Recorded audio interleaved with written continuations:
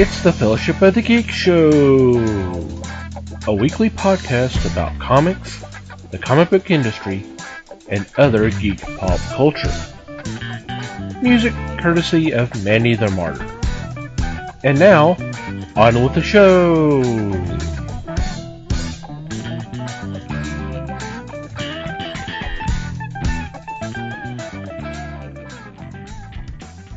Hey everybody, it's the Fellowship of the Geeks podcast.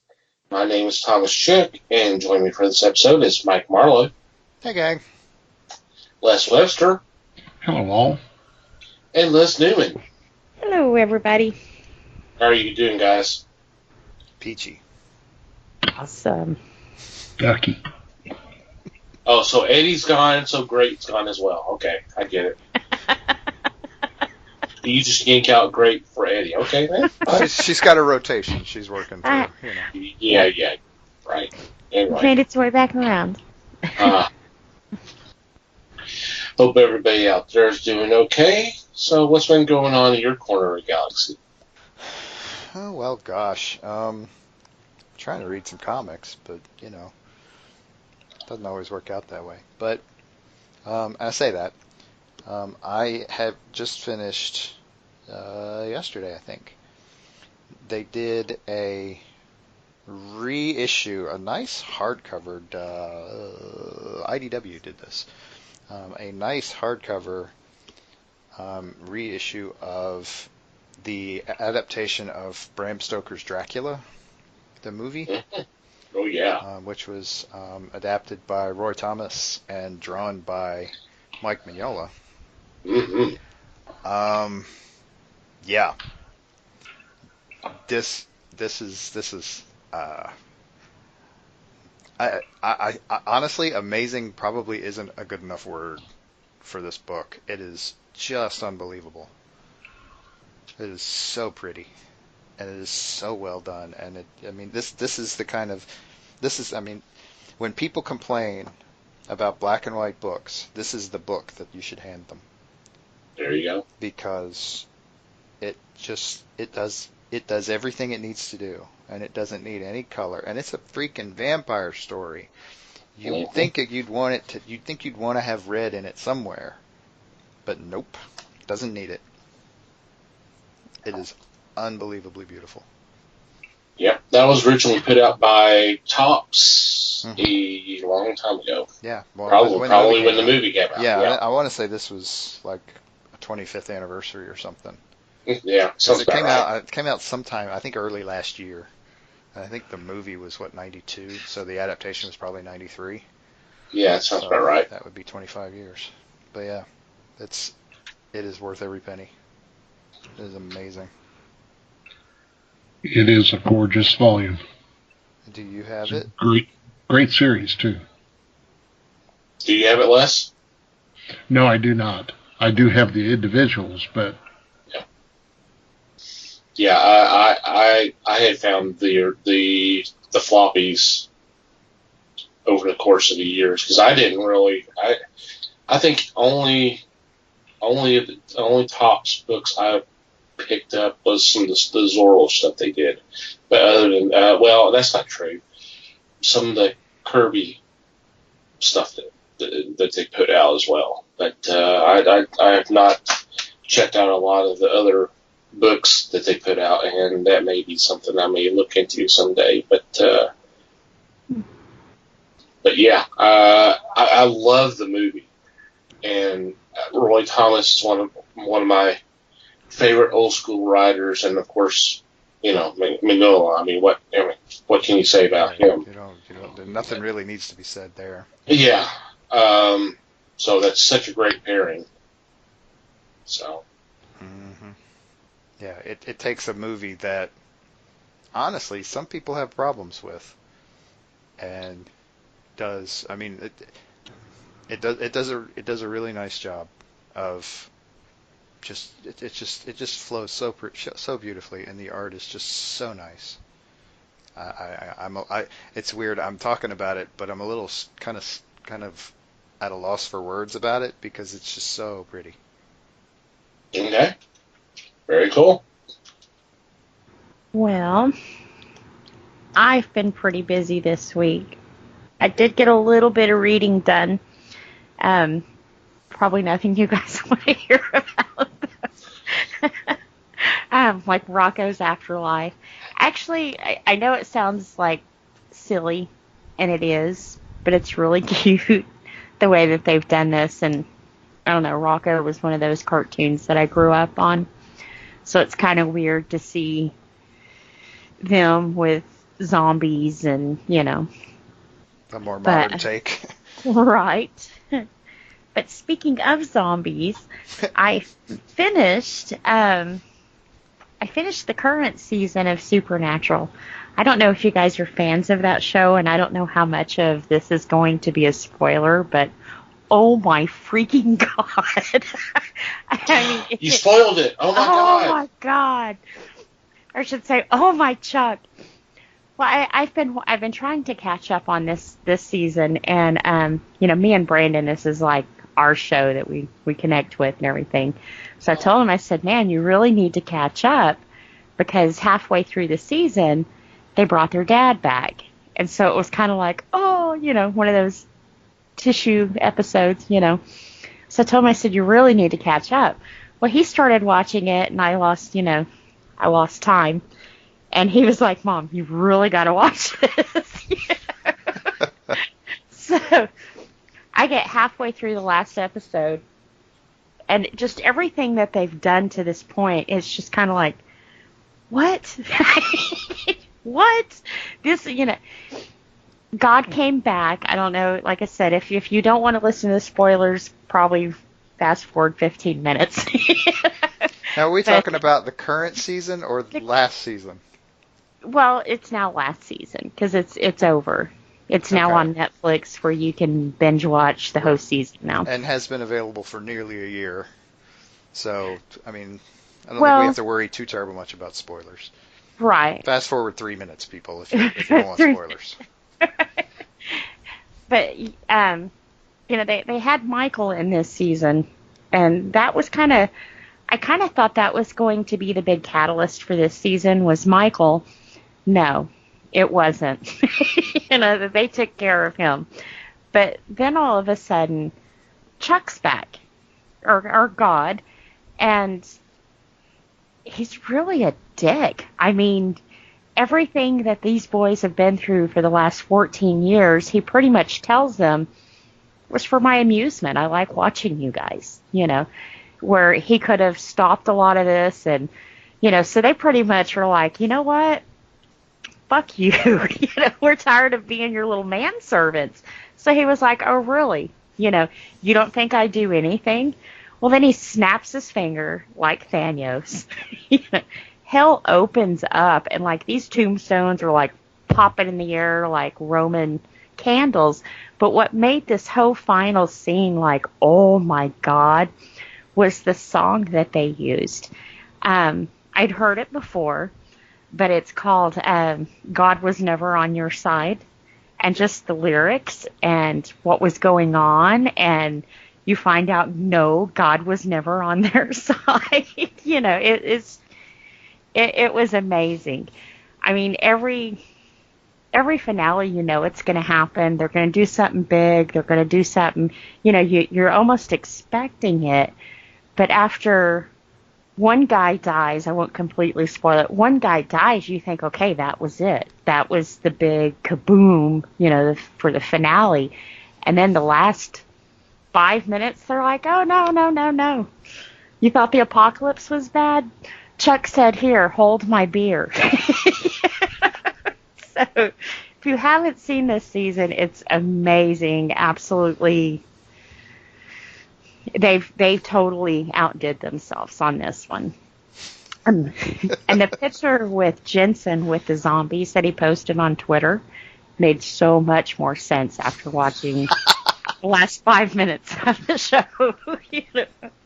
Because you keep waiting for it. Because he posted it pretty early in the season, and it was like, maybe they're poking at, you know, Jeffrey Dean Morgan. But no, No, they weren't. They need Negan right now. But what was also cool is knowing, for one, we do get one more season, but when hell splits open, a lot of the monsters that we have seen them deal with and contain, you saw them again. So it was kind of a real cool flashback to, oh yeah, God has been helping them by containing these, what they've been fighting and putting in hell. So, yeah, definitely good. If you haven't seen it, you need to. If you have seen it, I'm right there with you going, oh my God. Oh my dog. Oh my God. Or oh my Chuck.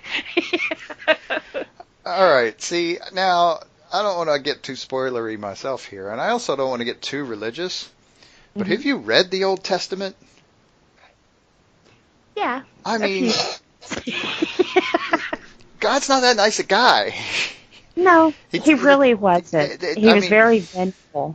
Yeah, he was kind of a prick at times, and I mean, yeah, the New Testament kind of glosses over a lot of that and makes him seem very kind and loving, but yeah, no, there's some downright horrible shit in the Old Testament. So, there is. So this is not an entirely unforeseen circumstance here. I remember when I first opened my comic book store, and I had some people who came in, and they were going to pray for me. So it's kind of like, okay, well, we got to talking and stuff, because I'm always respectful of other people's viewpoints, until you start calling me a whore or a heathen, But I was like, oh yeah, I read a book. It was full of adultery and murderers and rapists. And she was like, oh, really?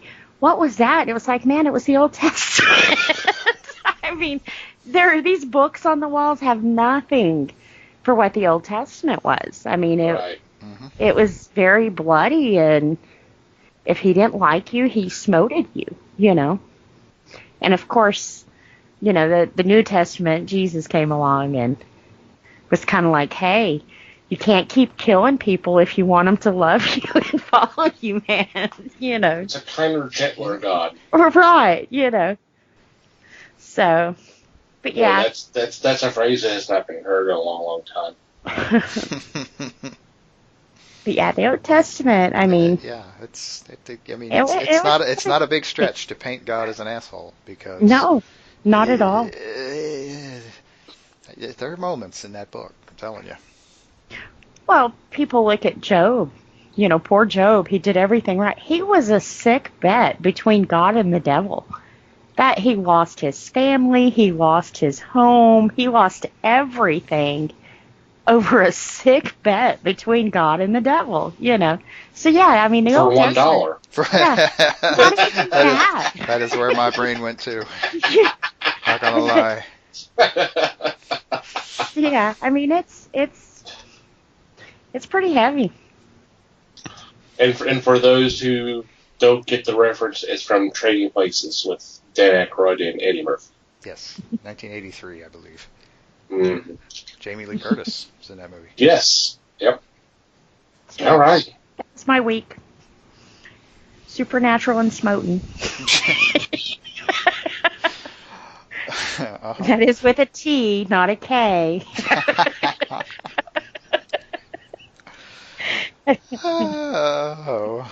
Sure it was.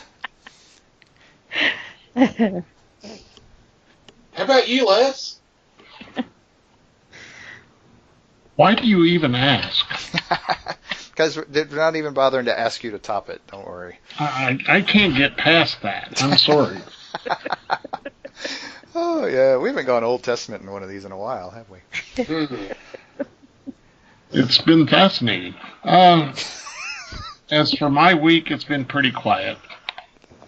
Went to see one of the big movies out currently and found out that I didn't know there were guns that fired 176 bullets before you have to reload. Ah, John Wick. Exactly. I think that's most of the guns in Hollywood. I was about to say, wasn't that all the westerns back in the 50s, Yeah. unless it was written that way? They were written that you had to run out? Well, no. In the 50s and 60s, at least, you had to stop and reload. These guys were just firing from the hip, and the bad guys were like stormtroopers. They couldn't hit the broadside of a barn. Of course. Well, John Wick is the chosen one. You got to remember. Well, yeah, that he is. So, for me, it's been a fairly quiet week, and we hope that things improve in the near future. Improve from being quiet? Yeah, I'd like to have some activity going, see how things go.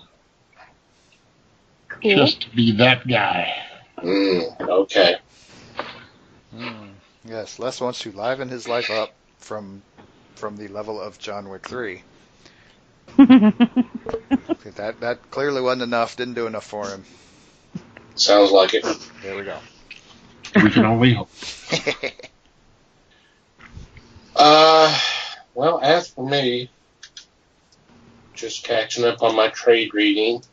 The one I am working on right now is one I actually had for a while, but I actually misplaced it. So I come across it. Oh yeah, I forgot I got this, and it's the Human Torch and the Thing: Strange Tales, the Complete Collection, that reprints stories from the Strange Tales series from issues 101 to 134 and Annual 2. This has got a lot of great Kirby art, and some of the stories are written by Stan Lee, some from his brother Larry Lieber, and so it's been kind of fun reading those again. So I had also picked up a couple of volumes of the Batman 66 trades, and it's kind of funny going back and reading some of that, because I did not pick up the floppies. The only ones I ever picked up were the crossover with Wonder Woman 77, which was a fun ride, and the crossover with Legion of Superheroes, where they kind of did a connection between Egghead and Universal, which was something I thought, okay, that's not what I would have thought of, but it kind of works. Sure, why not? Sure. So, pretty much just trade reading, and in addition to, other things going on, fellowship related and life related. So that's pretty much it. Okay. Before we get into this week's discussion, I did want to mention our upcoming event. Our next meetup is June 8th, Saturday at 7 p.m. Once again, we'll be meeting at Wing City. So if you are in the Dallas-Fort Worth area and would like to come out and hang out with us, you're more than welcome. Wing City is located at 1456 Beltline Road, Suite 120 in Garland. Zip is 75044. If I went too fast, you can go to the website, www.thefellowshipofthegeeks, and click on the events tab, and there's all the information there, plus a link to a map where you can see where it's located. You can also go to our Facebook page, and there's a Facebook event there that you can respond to if you like to, or just get additional information. And while you're there, if you're not following us on Facebook, by all means follow us. That would be greatly appreciated. These things are always a blast. We usually have a nice turnout. And we're usually there about 2 or 3 hours, if not a little bit longer, and you don't feel it. It's always great conversation or conversations, because there's usually 4 or 5 going on at once. So, geeks in the Dallas-Fort Worth area, like I said, you're more than welcome. Come meet us if you want to, or just have some good food and have some good conversation, and we look forward to seeing you there. Alrighty. The genesis of this week's discussion actually came from a conversation I saw on Twitter from a couple of comic book accounts that I follow, and not so much comic book companies, just comic book related accounts.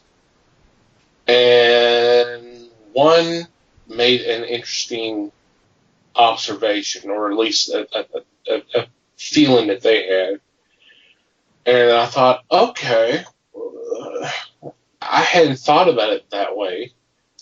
So I did a little research. And I'm like, okay, well, they may have a point here. And what was said was writer Gardner Fox, who's started back in the golden age of comics and wrote up into his passing in 1986. They compared him to being DC Comics' Stan Lee. And, when you start comparing someone to another person, especially someone like Stan Lee, and I think we kind of did this when we did a tribute to him. We were thinking about who was comparable to him. It's just something you can't easily do. But considering Gardner Fox was not really a face or a name that you would probably know unless you paid attention to the credits a lot, where Stan Lee, you knew him because he was the face of Marvel. Yes, he wrote all these. He's written all these stories. He's created these characters, but he was also the face of Marvel. He was always out there promoting comics, promoting Marvel, and basically became a pop icon. So Gardner doesn't have that on his side, but from what I have learned, he's written. It's estimated that he's written more than 4,000 comic stories, including 1,500 of them being for DC alone. That's pretty freaking impressive. And he's created so many characters that are still popular and relevant today that it's a kind of an interesting case to make. He's co-creator of the original Flash, Dr. Fate, Hawkman, original Sandman. He co-created Justice Society, which is the grandfather of all superhero teams. It was the first one. He created the multiverse. He's the one who wrote the story of the Flash of Two Worlds, which actually set it up, saying, okay, the Golden Age characters still exist in their time as present on another Earth. So with that, I kind of wanted to throw this out to the gang and see their thoughts. I definitely want to hear Les's thoughts about this, and actually I'll just throw it over to him and get his opinions. Okay. Gardner Fox was a mainstay for me. He brought forward one of my favorite DC characters. Being a kid in the late 50s, early 60s, I was mesmerized by space. We were in the midst of the space race. The U.S. was. Therefore, it dominated the news channels at that time. And Fox created Adam Strange. I take that back. He did not create Strange, did he? He wrote stories for Strange, and he was the guy that would turn the covers into a story. The covers normally done by Murphy Anderson. What I hear, Murphy Anderson would make a cover and say, "Here you go, make a story out of this," and something would be created. Fox, like you said, had so much to do with DC, creating things like the Atomic Knights, and he was prolific, to say the least. To me, unlike Stan Lee, he did write stories where my understanding was Lee would give a baseline and would create the verbiage when the panels were done. But I said before that I was in the know of Gardner Fox, and I was. Like Thomas said, he was not the front man of the organization. He was not the face of DC. I think the face of DC was it Julius Schwartz? Yeah, in like the 50s and 60s, yeah. I mean, he was like the head of it, yeah. Yeah, Julius Schwartz was more or less the front man. He was an editor for DC, but he in the Silver Age, and he was the one that was touted. Definitely not as much as Lee was touted for his position in Marvel. But Fox, to me, was giving us constant titles, and whether it be just contributing for a single issue or being on the front line of that comic for 50 issues, he was involved somewhere. And he was, to me, he was the person I wanted to read. And yes, I was looking at the Indica, and I was seeing who the writers and artists were. He was one that I wanted to make sure that I followed, because to me, he always gave me a strong story. And that's not always done by writers now. So he was the mainstay. He was the person that DC would go to make sure they hit the proper notes just across the board. He did do some novels also while he was at his run in DC. So I was taken by that too. But man, I can't say he did no wrong, but I could say that and probably get my head slapped around because of it. I was always impressed by what he did, and I'm thankful that I got to read what he read or what he wrote, because it was that much fun. Just enjoyed it, start to finish. So much stuff. Holy cow. Yeah. It's amazing. The Coneheads. I didn't know that was under his belt, too. I don't know. Speaking of belt,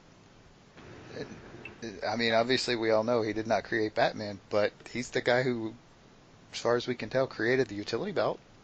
Yep. And his parents. There you go. And the Batarang. Not to be confused with the Batwang, which was a thing from more recently. Yeah. Keller's just trying to get me started. Who, me? I would never do that. See, my take is more on the Stan Lee side. I think why people give him the pop status that he has is Stan Lee, yes, he was for Marvel, but when he went and did his speaking engagements and went to college campuses and that kind of thing, he was more there as a writer-illustrator and just really got people excited about comics, period. No matter if you read my stuff, there's other good stuff out there too. To me, I think the main ideal that he's sailed home is this is cool. We're not the nerds locked in the basement like everybody thinks that we are, And he kind of broke that stigmata for not just Marvel, but for the whole comic world. And when people were talking comics, 9 times out of 10, it was him that you saw either on the TV or the newspaper or whatever. And he just became a household name and relatable. And then you meet him in person and he's like, oh my God, I'm so excited to meet you. And it's like, really? I mean, yeah, I'm the one that's excited to meet you. But he just made everybody feel like they were family, no matter what side of the aisle you were on. If you were reading comics, that was good enough for him, And then his little soapbox messages that really at the time was something that needed to be said. But you can even take those same messages that he was giving people back then, and it's things that really should be said today too. It's still relatable. So it's. I think that's how he became the household name, and not saying that Gardner wasn't just as, what's the word I'm looking for? Prolific? Well, he contributed just as much, but more of a like behind the scenes background. I don't really want the fame of this. I just want to put out a good story. He was the guy. He was the guy in the basement. Yes, hard at work. Right. With his 4,000 stories. That's amazing. That is amazing. Yeah, I mean, I suppose in a way you could sort of argue that he didn't have time to be the promoter that Stan Lee was. Right. But then he's off writing novels when he's not writing for DC, and it's like, okay, man, that's just mind blowing. It's just such. I mean, how's he not just busy all the time? I mean, obviously he clearly was busy all the time, but man, it's a lot. See, I think there's people out there who are kind of like me. Kind of, not. I mean, you can't completely be like me. I'm one of a kind. But I feel more comfortable in my element. And I think for him, writing was his element. That was his little world. He could control it. And, 4,000 stories. That's a lot of, I mean, even if you wrote one a day, that's over 10 years. I mean, that's a lot of. So maybe that was more of his. Maybe he wasn't a social butterfly like Stan Lee was, because he was more comfortable in his own little writing world. Which I'm guessing, like I said, I don't know his personality at all, but when you look at credentials like that in the time, that's what I have in my head, the kind of person he was. Yeah, it's hard to know because clearly he wasn't that level. He wasn't that much of a promoter or a self-promoter or Yeah. Right. an ambassador or however you want to go. He didn't. But with all of these accomplishments, very well it could have been a pop icon himself, you know. Right. If credit was more obvious in the medium in Yeah. comics in general, yeah, totally. But wasn't as big a deal. I mean, like Les was saying, Yeah. you kind of had to go looking for that sort of information. You had to kind of know where it was and go look. Then for in it. the case of Bill Finger, even if you were looking for it, you wouldn't have found it. He was more or less a ghostwriter for a lot of this, you know. Right. One would hope that that's an entirely different story, but again, Yeah. hard to tell. Well, and I was reading that he left DC because DC refused to give their older writers health insurance. So it's kind of like, wow. I mean, talk about history coming full circle, you know, but that's awfully progressive of him, yeah. yeah. And then I think he later died of pneumonia. Wow, on Christmas Eve. Ugh. That's rough. That is rough. So it sounded like even though he worked behind the backgrounds, he wasn't someone who refused to stand for what he believed in. Yep. Yeah. Would have been interesting to give, especially given how wide a range of stories he generated. It would be interesting to get to know this guy. Mm-hmm. I mean, obviously he had a lot of interests. So I was like, because there's, I mean, it's all over. Hopalong Cassidy, Batman, Dracula. So it's like, I mean. Yeah, horror. Mm-hmm. Superheroes. Westerns. Fantasy, sci-fi, westerns. Yeah. Mm-hmm. Yeah. Just He did it all, basically. He did it, yeah. I don't know about romance books, but doesn't look like it. But that's probably about the only one he didn't do. Yeah, I don't see a lot of romance on there. No. I don't know. Gunhawks might be. Yeah, just kidding. Just Uh-huh. kidding. Just kidding. I do not see no romance on there. Even in his novels. A lot of stuff. I mean, for crying out loud, he pretty much invented the Justice League. I don't know. Here's one called Arn Lover. That could possibly be a romance story. Or One Sword for Love. Maybe. Possibly. Maybe. Les, have you read any of his novels? I didn't. I know you mentioned them. I didn't catch whether or not you had read any of them or not. I'm trying to recall. I remember some of his barbarian novels. The Kothar. Mm-hmm. Okay. But I don't remember. I remember seeing them. I don't remember reading them. So I'm not going to say that. Oh yeah, I've read that stuff because that was. He's written a lot of stories just here and there, mainly for pulp magazines, and obviously I wasn't picking those up all the time to read his stories. But I do, like I said, I do recall seeing a couple of the Kothar books. I do not remember picking one up and reading, though. Sorry to say. Would be interesting to check them out, though, because that's like right in the time when that was really getting popular. Yeah. I think you're right. Late 60s, early 70s. Would be interesting. And of course I would say that, but you know. Do you guys remember any of the characters that are listed? Batman, Flash, some of those. Do you recall? They've got listed Sandman.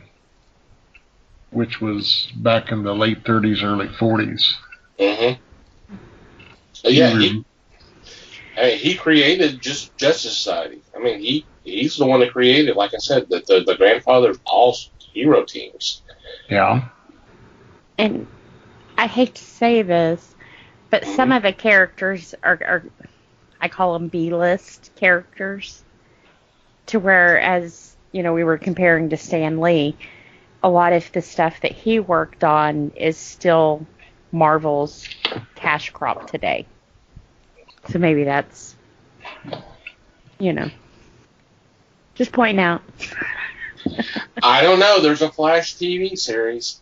Yeah, I'm not saying that all of his characters are B-list, but, because like I said, you've got Batman, Hawkeye, The Flash, but some of them I kind of had to look at and go, who was that? But that's me. Well, I mean, if you look at a list of all the characters that Stan Lee had a hand in creating, there's a lot of B-list characters there too. Yeah. I mean, the deal is you do that much work, and some of it will do really well, and some of it maybe not so much. Right. For its time. So, I mean, I don't know that it's fair either way to try to compare what Fox did to what Stan Lee did. But the man wrote a buttload of stuff. Mm-hmm. In a whole lot. In, like you said, the golden age of comics and beyond. As was mentioned earlier, the Flash of Two Worlds, which was the crossover, the significant crossover for DC, had me mesmerized when I picked that issue up as a kid. That was 61. And I did not know of the Justice Society at that time. But all of a sudden, you've got this other guy named the Flash in that iconic cover. To me, was just phenomenal. As a 10-year-old, I was going, yeah, I'm in on this for sure. And all of a sudden, I was awakened to this other group of superheroes, and the whole world was open then. Let's just march everything out there and prove that we've got something strong that's been hidden for 10, 15 years. And now we're going to march them out in front of you and make sure you know of them. I was in. I was solid on that stuff because it was so freaking good. And if somebody will take the time to locate that issue, and although it's going to probably be as a reprint in a collection or something, it is well worth the time. It is so phenomenal. Well, because that's something even today that they struggle to do.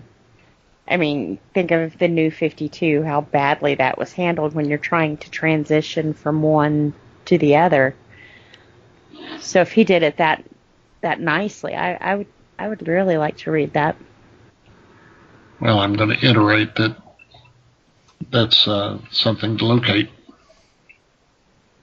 And I'm going to say, please do it.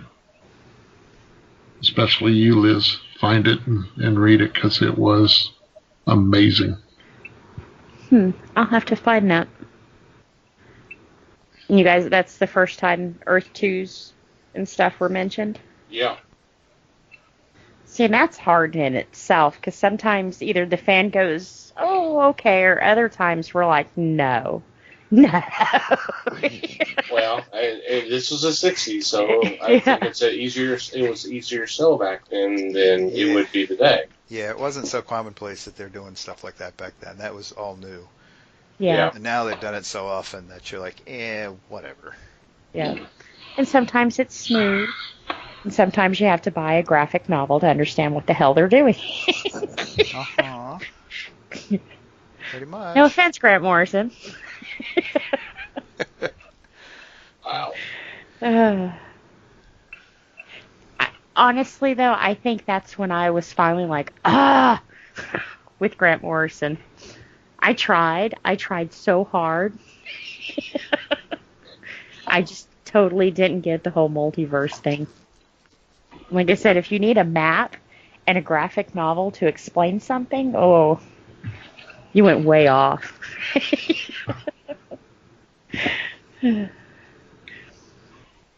Morrison is still difficult to follow. Yeah, and with me, I either really, really like what he does, or I really, really hate what he does. There's like no in between for me. Yeah. But I had a hard time getting into him because sometimes he writes with like an arrogance, like, I shouldn't have to explain what I'm doing. You should just know. And it's kind of like, well, it's kind of your job as a writer to explain things.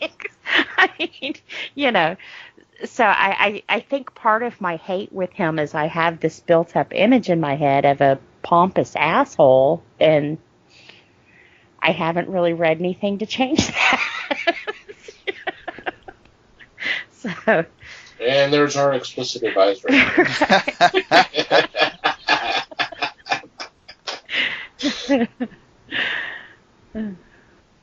Yeah, one of these days you're going to meet him at a con, and he's going to be the sweetest guy. He probably And you're going to did. feel really bad. No, she won't. No, But not really, but yeah. That's But until he finds out what you said. Right. He'll be like, "You're that bitch on that podcast." But even if you look at pictures he's taken, he's just got that smug, "I'm better than you" look on his face, So. we're not here to judge people about their resting bitch face, all right? God. Wow. He's Sorry. listening to this show, and he's just like, I can't believe she's saying so many mean things. I can't do the accent, but, But like I said, there's stuff of his I absolutely love. Klaus is amazing. Happy, absolutely in love with Happy. So he's got some stuff that I really am into, and there's things like Robin I wish he wouldn't have done. And wasn't he also the one that made Speedy a heroin addict? I mean, go figure, with a name like Speedy, he already wasn't. No, that was Denny O'Neil. Was it? Okay. Yeah. Okay. Yeah, So, that was that. Yeah, that's actually before Morrison's time, because that was like 69, 70, was and it? that all came out. Yeah. And it wouldn't have been any fun to make him a meth head anyway, so come on. They would have been like, oh, sure, we didn't see that coming, guys. Right. Damn, you're ready to just attribute every comic story you ever hated to Grant Morrison for some reason. Sounds like it. Wow. So I take back some of my resentment then. Okay, good. Some. Some. Not all, some. Yeah, because there's still some things that I'm like, oh my God. Apparently the Robin thing still chaps her ass, but anyway. My biggest thing that I had a problem with, and most people, it's one of those things, once again, you either really love it or you really hate it. But I think it was a story of Arkham Asylum. And he's telling this beautiful story, but when you look at the pictures, it's absolutely not the beautiful story that he's telling. It's like something totally different is going on in the illustrations than the writing, which is cool, don't get me wrong, but with my ADD, it was hard to keep track of the stories. So it was just a very frustrating read, and I read for enjoyment, and that wasn't too enjoyable. You're talking about the graphic novel with who did the art? Was it Dave McKean? Was that who it is? I mean, the art was amazing. I think it was. Yeah, I mean, And it was hard to. He's telling a story of the lady of the manor going crazy, and in the pictures, it's like he's fighting Croc and going through all these different parts of the mansion. So it was kind of, I don't know. It did require some thinking out of the box, and my ADD was just like, nope. Not gonna happen. But I think in the back of the book, at least the collector's edition, there's a lot of the artwork that went into that book, and I think, I could be wrong, but I think it's just the whole like manuscript that was over the artwork. So it was easier to read once they were separated. And both were really good stories. They just weren't two stories that went together. But I got us off on topic with Grant Morrison. Also at least it wasn't a writer. Tom King. Yeah. At least it wasn't Tom King this time. Yeah, you need to quit picking on poor Tom King too. Jeez. Actually, can I bring up one more thing? Can we stop you? You can edit this out if you want. That DC announced that they had pulled him off of Batman, and I was thinking, because he was solicited to write, I think it was 100 episodes, and they're only like on 87. So I was thinking, wow, I mean, either he really screwed something up, or people are really unhappy. Well, he just announced, I think it was yesterday, that he's starting a new Batman Catwoman comic, and that's the whole reason that he left Batman, was to do this line. So it's kind of like, well, that makes sense for him to leave Batman, but my question was all of that before or after they screwed the pooch with the wedding thing? This was after. Okay. See, and that's kind of what I'm curious about. One, DC promised that at 100 episode or issue, we would have our wedding. So now that Tom King is off of that, will we not get our wedding now from that line? Or will we have to go over to Tom King's new line to see the rest of his story? So, and will it be the story he wanted to tell before DC made it all politicized? And so it should be interesting. I would actually read that. I know I quit reading the Batman line because it was...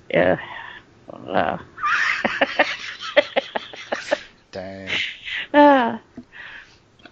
Well, when you build people up for something and then just yank the rug out from underneath their feet and then pick them back up and go, but wait, I was just kidding. Give me this much more time that you've already invested into me again, and I'll give you the story that you want. What? At 50 issues, $4 a pop, I've already given you $200 for a story I haven't gotten. Now you're asking me for $200 more to maybe get that story? So it's like, nope. Is it your story, really? My story? Is it your story that you're giving them money for? Because if you're doing that, then you're proving yourself to be foolish on your own, because you're asking for a Batman story. You're not asking for a specific Batman story. If you're doing that, you're doing it wrong. Well, and that's no. that's a big problem that I've had lately with fandom in general, is this whole tendency to bitch and moan because they don't get the story they want. Well, there's not a single writer out there that ever promised any individual a story. But kind of they do. DC promised us a wedding. DC sent all of us fans wedding invitations to a wedding that never happened. And in fairness, that was on DC, and that was particularly on the marketing. And I'm not trying. It sounds like a defended Tom King. I was burned too, and he is hit or miss with me, especially on this Batman run. But this was DC going, this is going to happen, I'm pretty sure Tom King didn't say this was going to happen.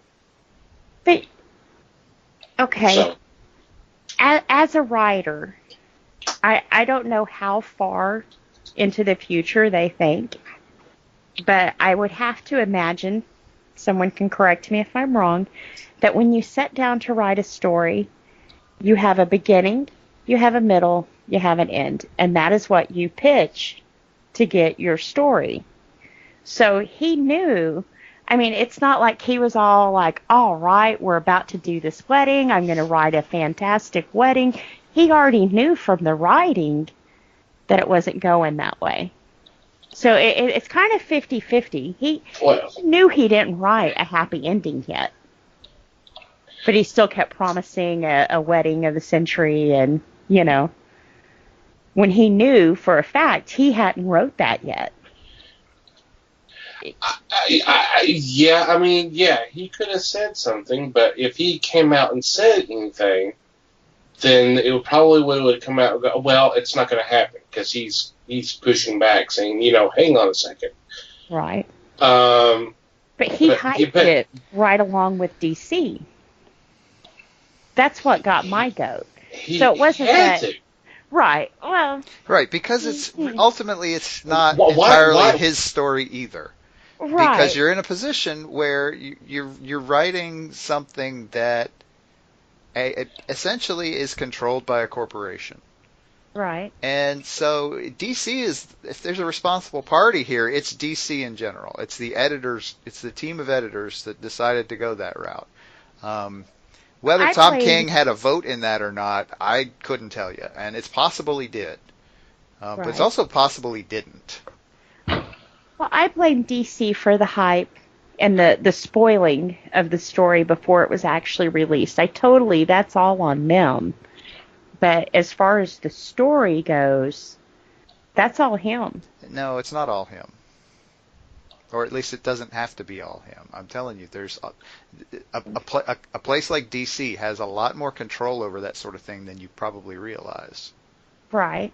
Now, if you were writing a story and it was a happy little story and you knew it ended with nuke bombs and puppies, would you keep selling everybody on the happy story knowing that you've got nuke bombs and puppies at the end of it? You would do whatever the hell the guy writing your friggin' paycheck tells you to do, because that's what you do. Well, plus the fact that you want the readers to stay around. If you're going to turn around, if in this case, if you're coming up, there's this big push that there's going to be a wedding, and if he said anything to the contrary that it's not going to happen, you're going to have people jumping off ship and people not buying the book. Yeah. But at the same time, you can also say, hey, issue 50 comes out tomorrow. Be sure to check it out. You're not selling it one way or the other. Well, so like, then you're not selling it, is the deal. Yeah. The problem here is that this whole thing is being driven by the marketing department. Yeah. Probably more than by any editorial staff or Tom King himself. This has all been set up by marketing. So yeah, you're selling something that you know isn't going to happen, and there's a lot of people under orders not to spoil that, because that's the whole deal. The whole thing is the twist at the end. That's what it's all about, folks. It's about the twist at the end. That's my biggest problem with Marvel and DC. Is it seems like it's geared more for the market than it is to actually the content. And I'm not meaning that to slight the creators that are putting the books out there. They're doing the best they can. They're trying to tell good stories. But some of it is guided by, we got to do this. Yeah. I mean... Right, it's not really any different than putting out a book with 25 variant covers, because you're contracting 25 different artists to create those covers, all based on the same thing, and so you're going to get something different every time. It's the same concept. It's just a little weirder because it's the writers. It's the same idea, though. Because let me give you a perfect example. Titans, that was being written by Dan Abnett, which is Mike and I's one of our favorite writers. It was going this certain direction until we had Metal. And then we had the No Justice, which spun out of the Metal. Then all of a sudden, the Titans book goes 180-degree different direction.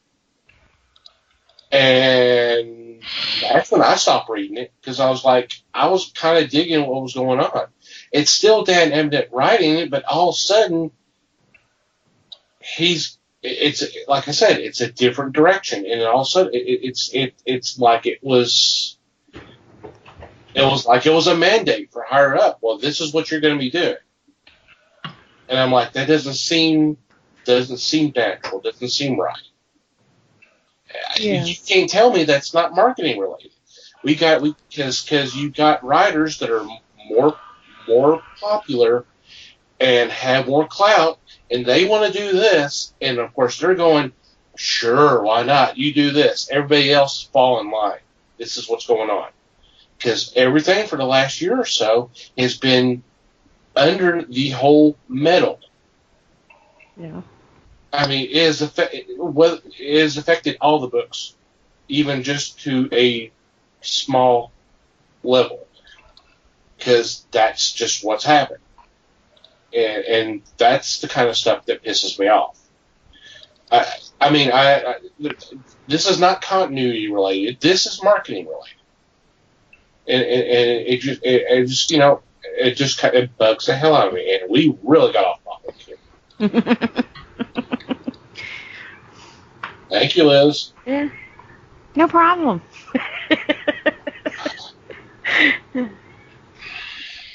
So, let's just say Gardner Fox was a hell of a writer, and we owe him a lot, and We do.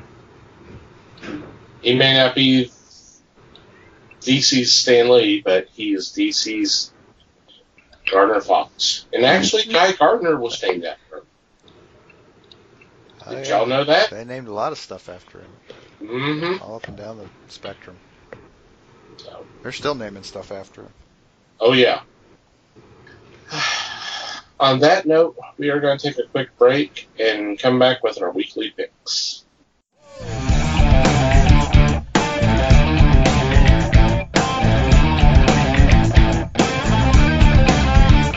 And we're back. It is time for our weekly picks, and Les leads off. All right, for my first pick, I am taking Militia #1 from Black Box Comics, a new title.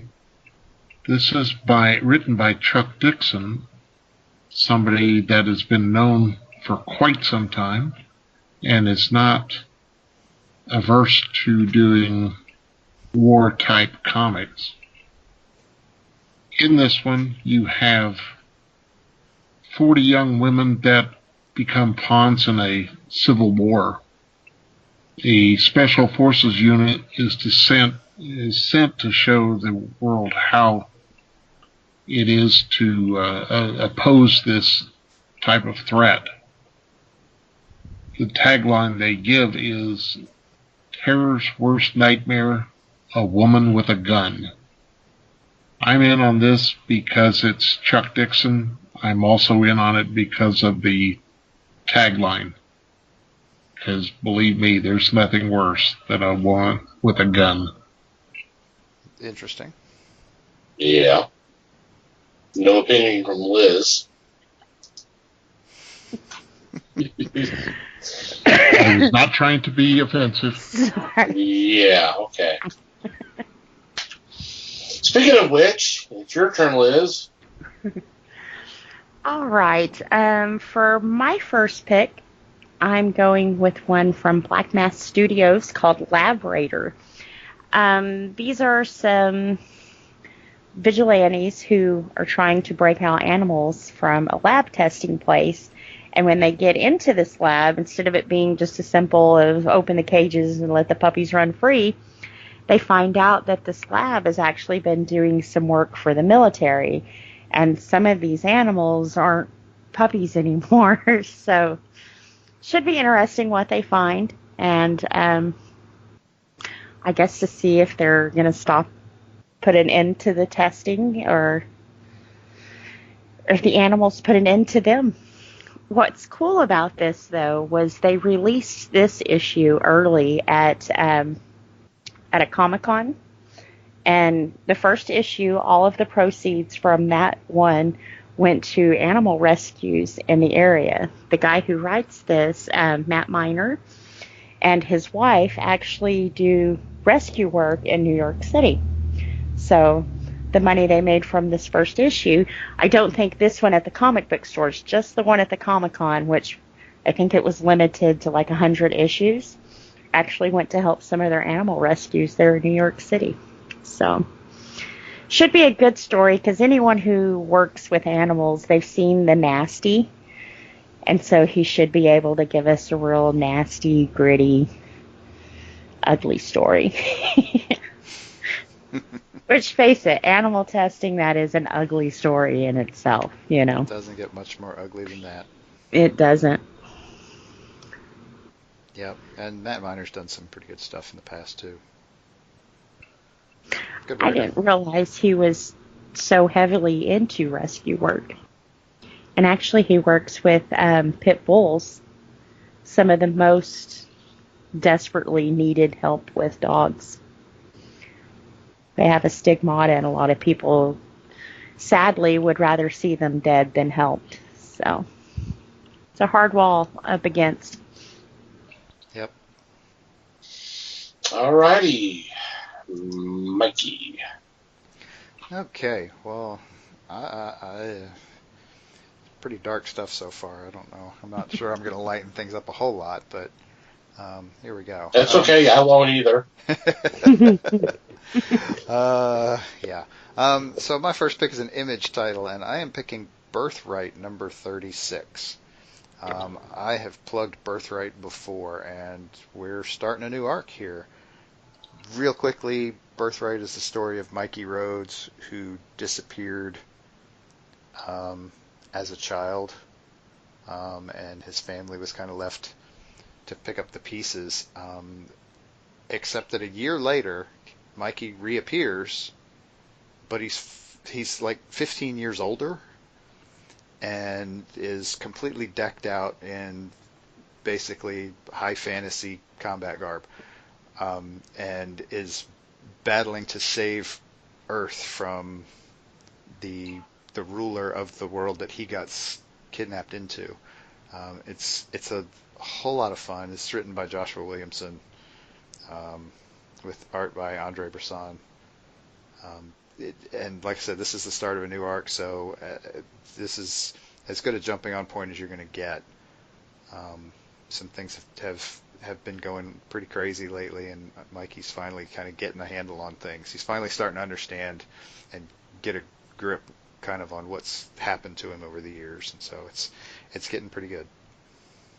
Cool. Very Nice. Alrighty, I'm next, and for my first pick, I'm going with from Boom Studios, Buffy the Vampire Slayer number 5, written by Jordi Belair and art by Dan Mora. If you've been reading this book, you probably had to pick your jaw up off the floor after the end of issue 4. Or we're saying some colorful metaphors. It seems like we took a little bit of a break, but we're back, and we're going to have the repercussions of the last couple of pages of number 4, and let's just say the things are going to be different from now on. This is not just them. They were going to make some changes when they started this over, and yeah, this is the first big one. There are changes, yes. There are changes. It's been kind of interesting so far, but we'll see where things go from here. But yeah, definitely check this one out. Yep, should be fun. Mm-hmm. It's nice to know that they're expanding. Yeah, it's not a retread of what has gone before. They're definitely they're they're making some changes. So it's going to be kind of, like I said, it's going to be kind of interesting to see where things develop. Alrighty, Les, you're up again.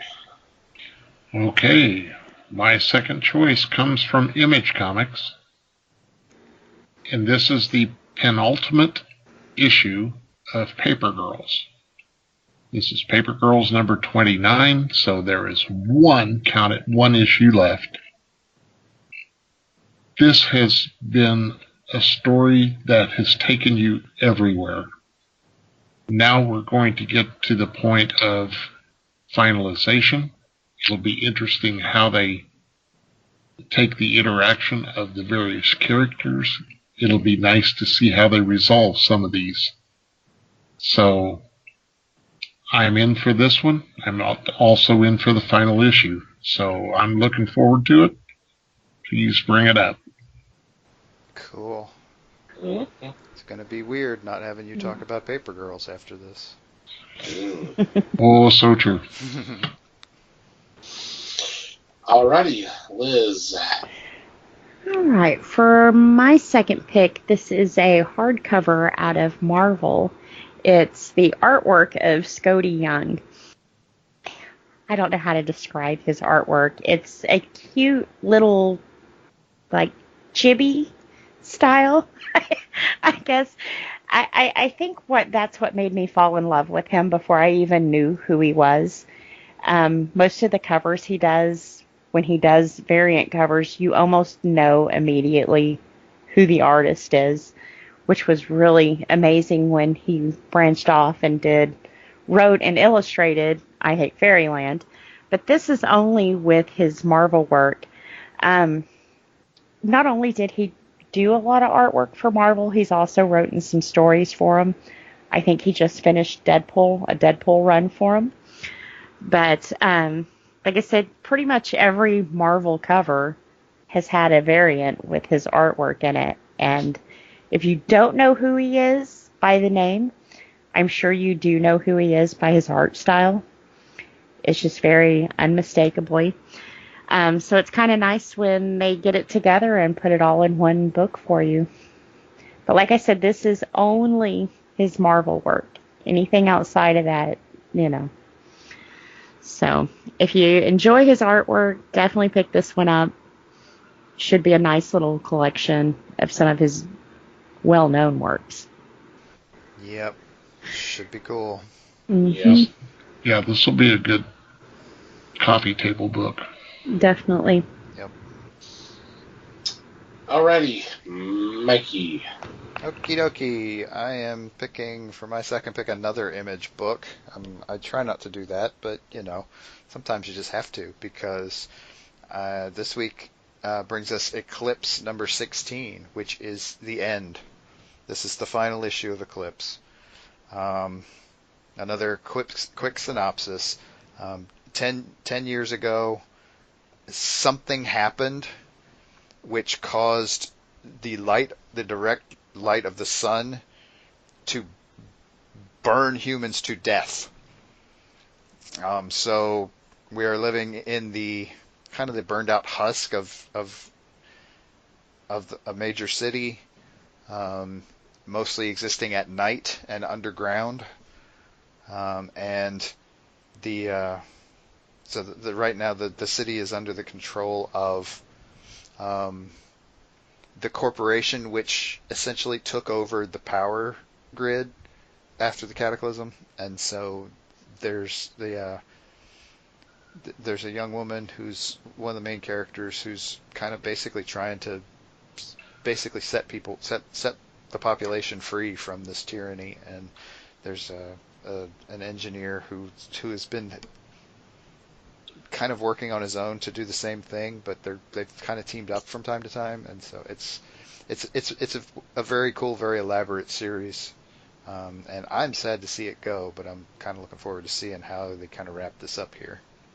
Yeah, definitely. It's been pretty good. Mm-hmm. Very consistently good all the way through. Yep. Alrighty, for my second choice, I'm going with a book from Action Lab Entertainment. It's called This Love So Brief. It's written and illustrated by Fred Chao. And it's a collection of short stories, humorous. He says it's humorous short stories about his love life. I've caught a little bit of this, and it was funny. So I'm curious to see the entire book.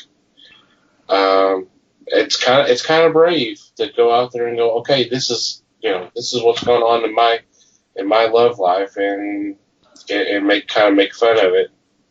So it should be kind of interesting to check out. Yep. Mm-hmm.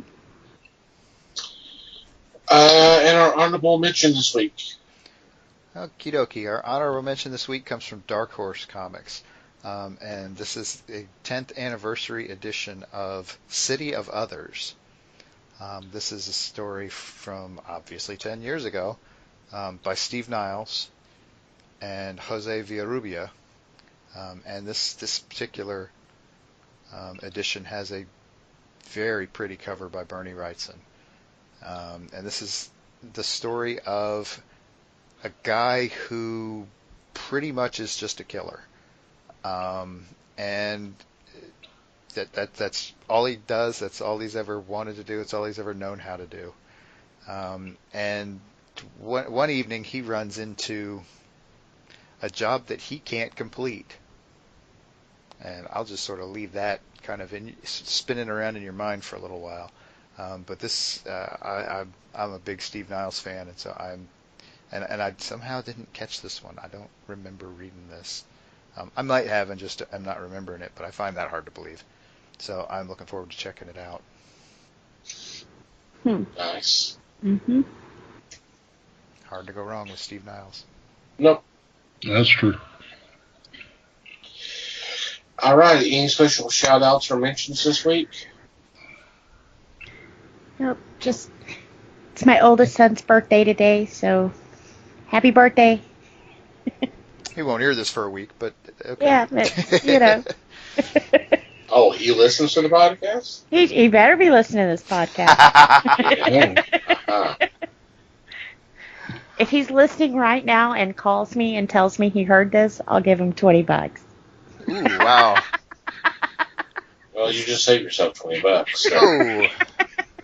Also, this offer does not extend to any other listeners because we are not made of Well, I was just going to see if I could be adopted, but okay. Unless your name is James and your birthday is today. Today being May 26th. May 26th. Let's be very specific about this. Yes. You're not trying to listen to this on your birthday and say, hey, I heard your thing, give me $20. Well, yeah, it's today.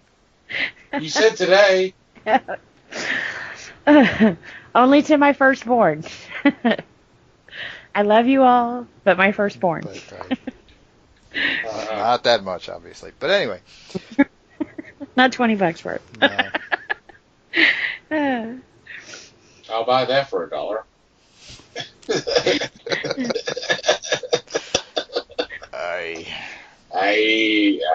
Anyway, since that is our only special shout out, we'll get to our regular ones. Obviously, want to thank Pop Goes the Culture for allowing us to be part of the podcast network. We'll have a link in the show notes. And we highly recommend you go check out this great group of podcasts that we are happy to be part of. And while you're checking out podcasts that we're happy to be associated with, we definitely want you to go check out the Podern Family on Twitter.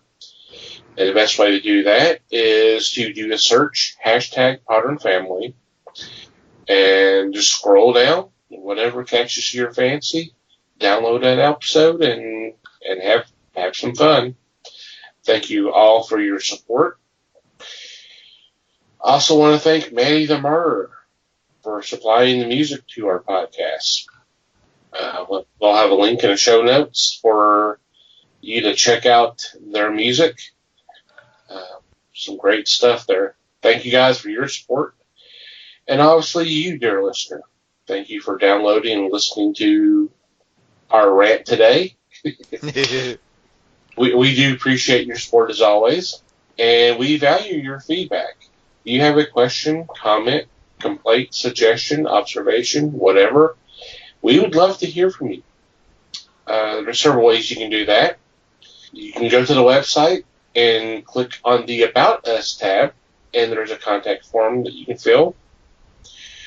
Or you can also just send an email, and that email address is email@thefellowshipofthegeeks.net. You can contact us through social media, and by all means, follow us if you're not already. We are on Facebook, The Fellowship of the Geeks, and on Twitter, @FellowshipGeeks. And if you like to follow our personal Twitter accounts, by all means, do so. Mike can be found @MikeyGeek. Liz can be found @LN_geek. And I can be found @TomTCGeek.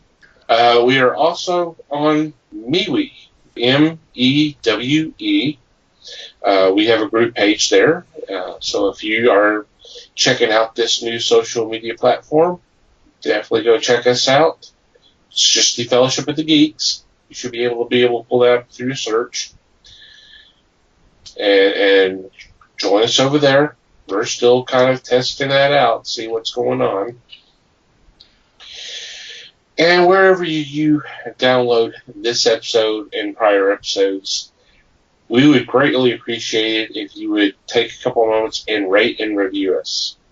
Thank you very, very much. Any final thoughts before we say goodnight? Just thanks, everybody. Thank you, everyone. Appreciate you listening. Thank you for listening, everybody. We appreciate your support as always.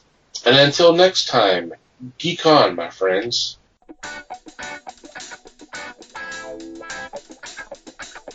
We thank you for listening to the show. Comments, suggestions, and questions can be sent to email@thefellowshipofthegeeks.net.